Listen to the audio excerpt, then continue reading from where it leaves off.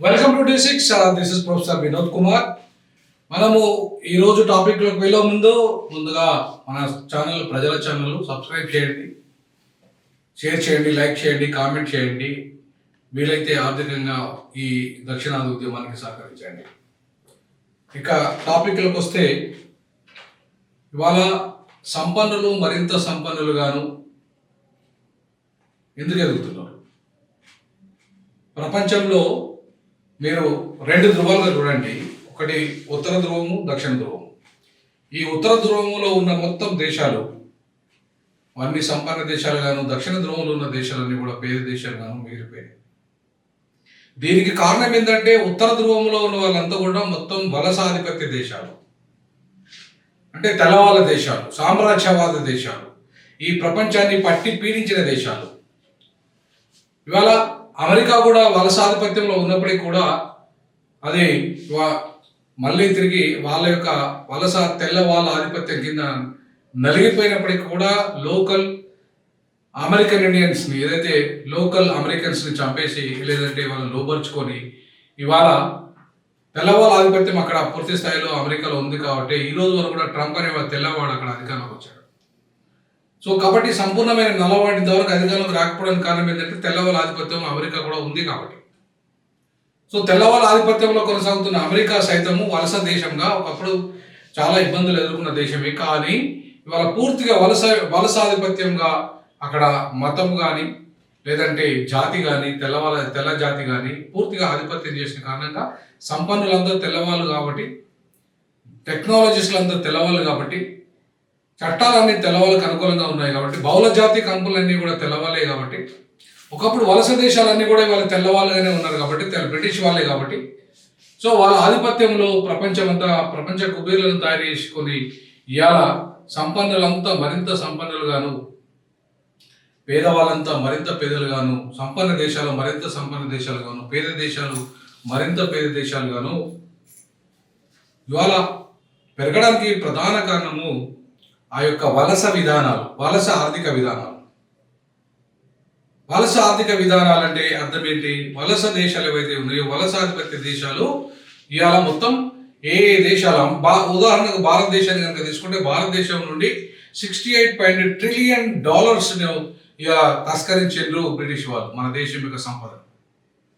So మన దేశం యొక్క సంపదను $68 ట్రిలియన్ తస్కరించిన బ్రిటన్ ఇవాళ ఆ దేశం ఉత్పత్తి చేసింది ఎంత అంటే 38.2 ట్రిలియనర్స్ని, వాళ్ళు ట్రిలియనర్స్ని వాళ్ళ ఉత్పత్తి చేయగలిగింది ఆ దేశం.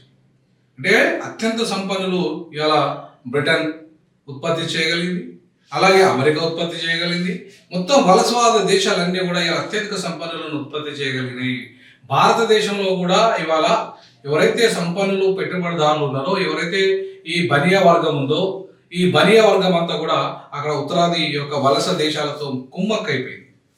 సో బనియా వర్గం ఉత్తరాది దేశాలతో కుమ్మక్కైపోయి ఇవాళ ఆ దేశం యొక్క ఈవెన్ చైనాలో కూడా తెల్లవారి ఆధిపత్యం ఉంది. కమ్యూనిస్టు దేశమైన చైనా కూడా ఉత్తర చైనా వేరు, దక్షిణ చైనా వేరు. ఉత్తర చైనాలో పూర్తిగా ఆధిపత్యం, క్యాపిటలిస్టులు బాగా తెల్లవాళ్ళ ఆధిపత్యము అక్కడ కొనసాగుతుంది చైనాలో సైతం. ఉత్తర అమెరికా వేరు, దక్షిణ అమెరికా వేరు. అమెరికా కనుక చూసుకుంటే, సో ఉత్తర అమెరికా అంతా కూడా తెల్లవాళ్ళ ఆధిపత్యంలో ఉంటుంది, సంపన్నుల చేతిలో ఉంటుంది.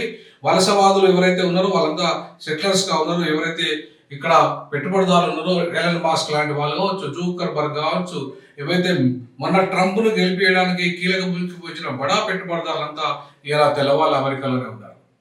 సో కాబట్టి ఇలా తెల్లవాళ్ళ అమెరికా వేరు, నల్లవాళ్ళ అమెరికా వేరు. బ్లాక్ అమెరికా అంటే సౌత్ అమెరికా వేరు. తెల్లవాళ్ళ జీసస్ వేరు, నల్లవాళ్ళ జీసస్ వేరు. అంటే ఆ జీసస్, తెల్లవాళ్ళ జీసస్ బ్లూ కలర్తో ఉంటే, నల్లవాళ్ళ జీసస్ ఆయన బ్లూ కలర్తో ఉండడు, మామూలు కలర్తోనే ఉంటాడు. ఆ రకంగా చూసుకుంటే ఇవాళ ఒక్క అమెరికానే కాదు, ఇవాళ మీరు ఉత్తర కొరియా, దక్షిణ కొరియా గాను, ఉత్తర చైనా, దక్షిణ చైనా గాను,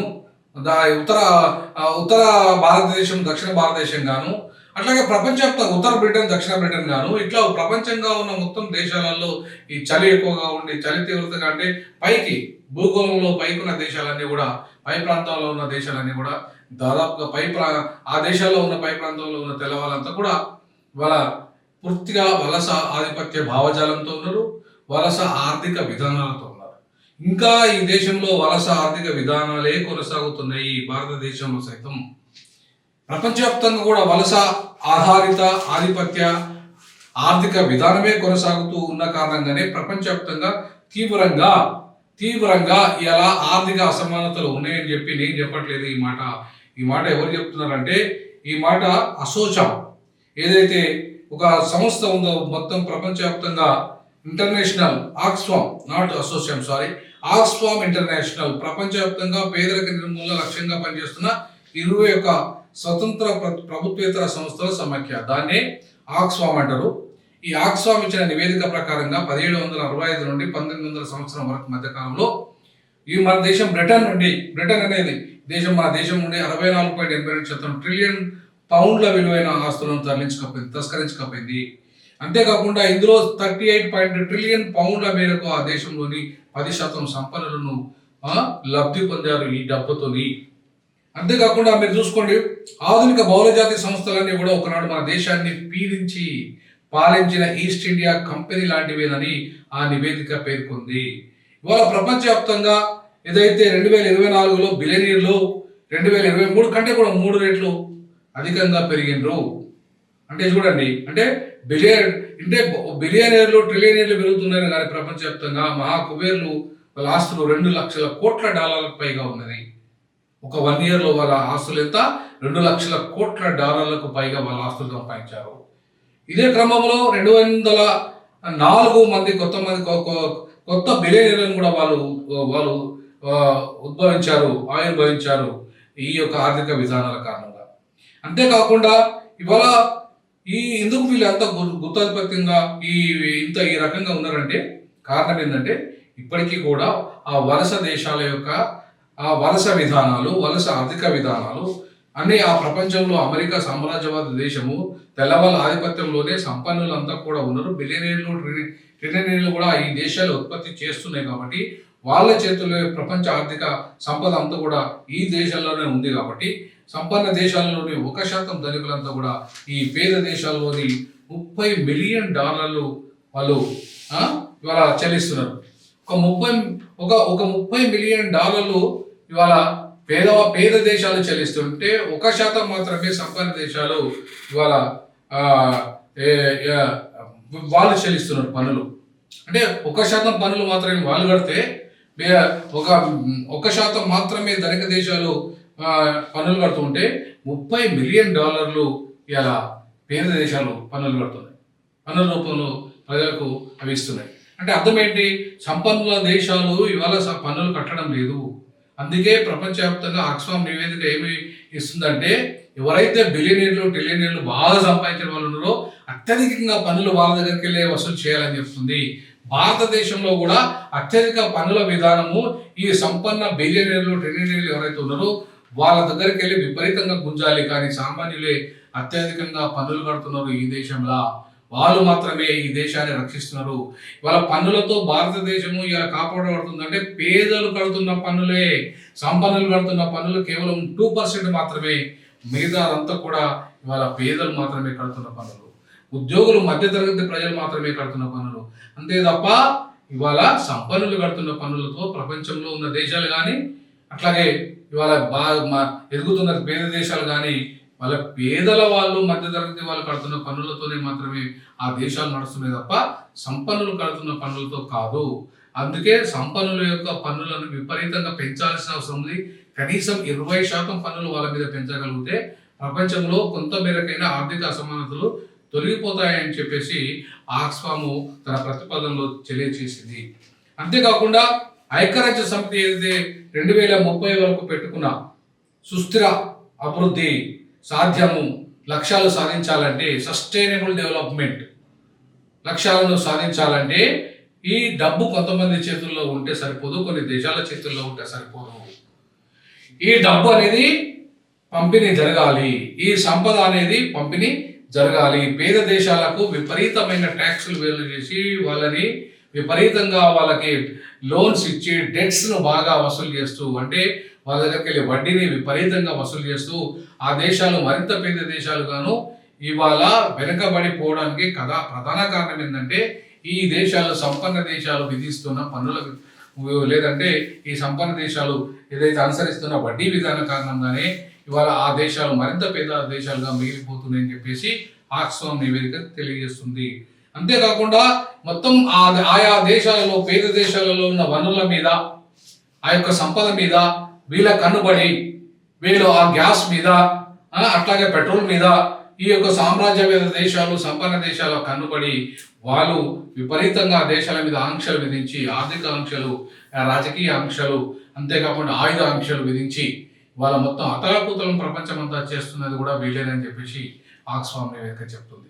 కాబట్టి మిత్రులారా, మనము ఇవాళ బహుళజాతి కంపెనీలు ఏవైతే ఉన్నాయో ఇవాళ బహుళజాతి కంపెనీలు ప్రపంచవ్యాప్తంగా పెట్టుబడులు పెడుతున్న బహుళజాతి కంపెనీలు మన మీద ప్రేమతో పెట్టుబడులు పెడతలేవు.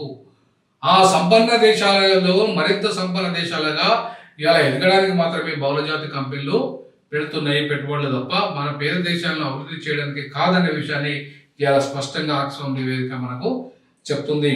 సో కాబట్టి ఇవాళ ఏవైతే బహుళజాతి కంపెనీలు ఉన్నాయో అవి ఈస్ట్ ఇండియా కంపెనీల కంటే దుర్మార్గమైన పరిపాలనను ఇవాళ ప్రపంచవ్యాప్తంగా కొనసాగిస్తున్నాయని చెప్పడానికి ఒక ఆధారాలు ఆక్స్ఫామ్ నివేదిక తన యొక్క నివేదికలో ఇటీవల విడుదల చేసిన నివేదికలో తెలియజేస్తుంది.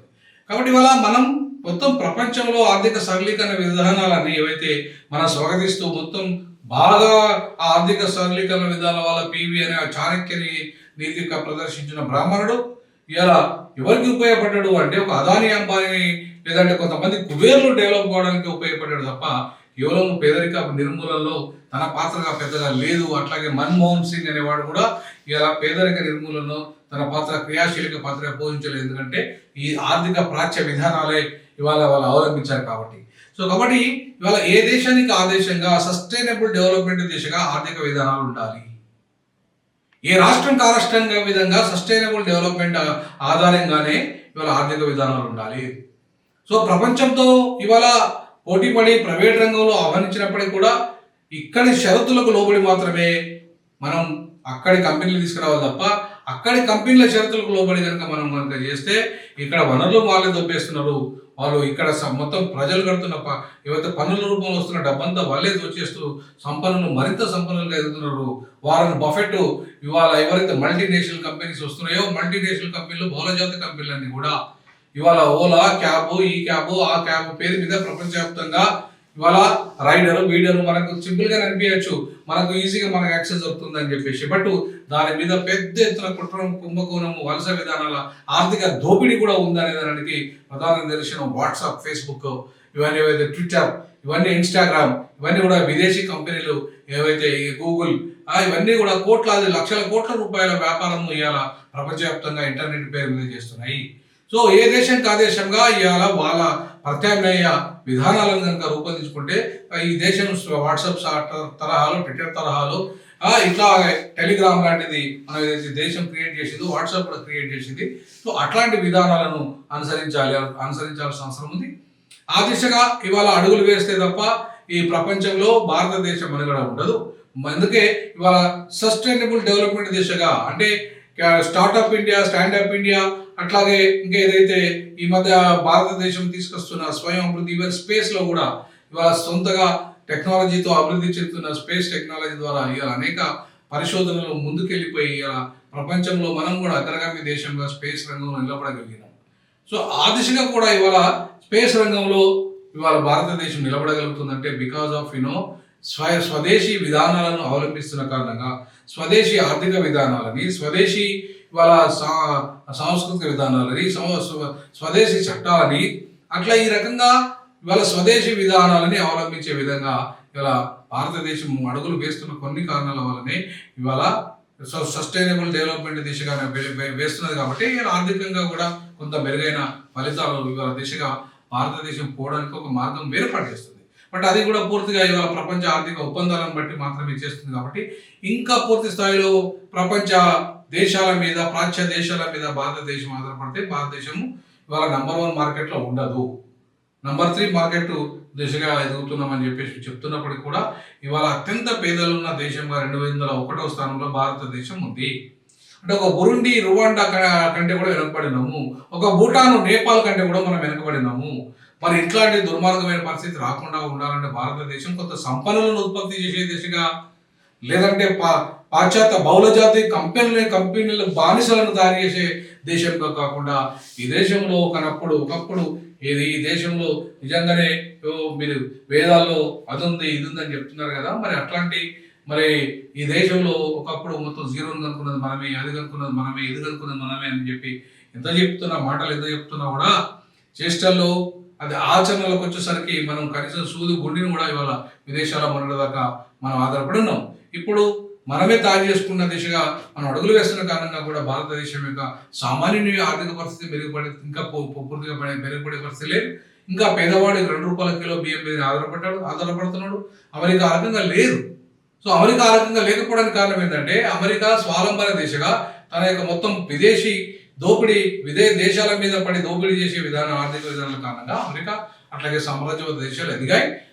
వాటి నుండి బయటపడాలంటే ఖచ్చితంగా స్వదేశీ ఆర్థిక విధానాలు, స్వదేశీ చట్టాలు, స్వదేశీ స్వయం అభివృద్ధి దిశగా పథకాలు ఈ రకంగా ఏ దేశమైనా రూపొందించుకొని ఆ దేశం యొక్క సార్వభౌమాధికారాన్ని వాళ్ళ పెంపొందించుకుంటూనే విదేశాలతో ఆర్థిక సంబంధాలను మెరుగుపరచుకోవడం, విదేశీ మారకాన్ని పెంచుకోవడం, ఈ రకంగా తన యొక్క విదేశీ పాలసీ విధానం, విదేశీ ఆర్థిక విధానం, విదేశీతో సత్సంబంధాల విధానాలలో సమూలమైన మార్పుల దిశగా ఏ దేశమైన అడుగులు వేస్తే ఆ దేశము ప్రపంచ మార్కెట్లో నిలబడగలుగుతుంది. అందుకే చైనా నిలబడగలిగింది.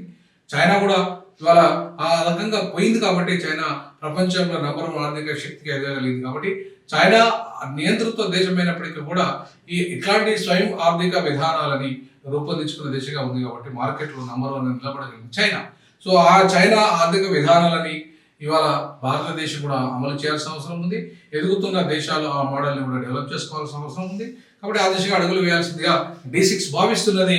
ఖచ్చితంగా ప్రపంచంలో మరింత సంపన్నులుగా కాకుండా, అట్లాగే పేద దేశాలు మరింత పేద దేశాలు కాకుండా, ఏ దేశమైనా ఆ దేశ యొక్క వనరులను ఆ దేశమే అనుభవించే విధంగా, ఆ దేశము ఇతర దేశాలు వచ్చి కంపెనీలు పెడితే కూడా ఆ దేశ చట్టాలకు లోబడి పనిచేసే విధంగా స్వయం అభివృద్ధి దిశగా ఆ దేశాలు అడుగులు వేయాలని ఆశిస్తూ సైన్ అప్ చేస్తున్నా. This is Vinod Kumar. జై భీమ్.